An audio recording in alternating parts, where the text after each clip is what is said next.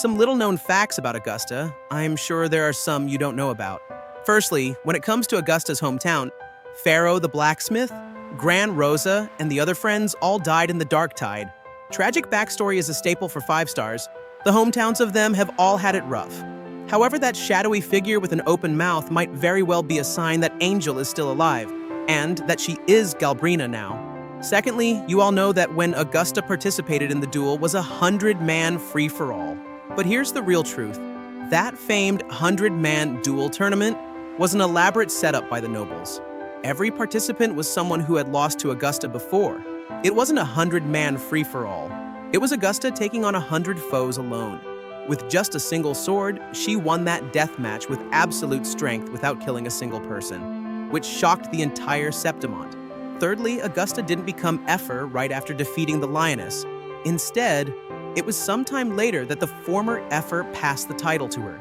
On the first day Augusta was brought to Septimont, the Ephor knew she was the only survivor of Fabianum. He could no longer run from the mistakes he had made, nor could he turn a blind eye to the tragedy of Fabianum. When Augusta claimed the championship, guilt stabbed the Ephor like a sharp knife.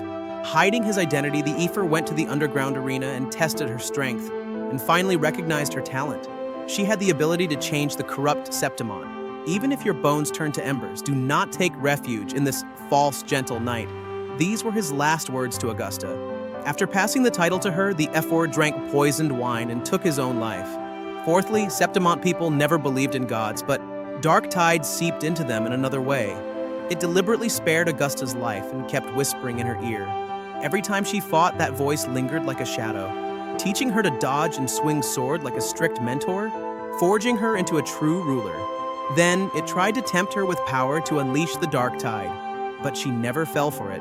Fifthly, at the end of the main storyline, Augusta used herself as bait to enrage the dark tide and let it swallow her.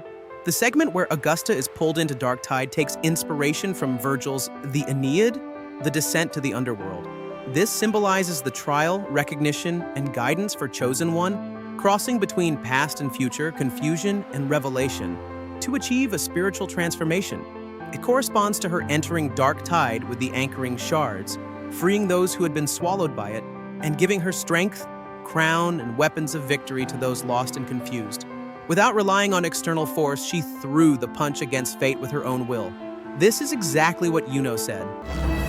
如果我们改写不了命运，那就去追求命运好了。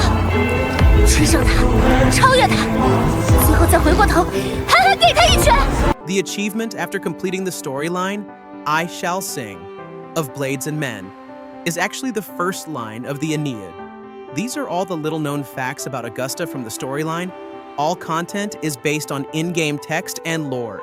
What other little-known facts do you know?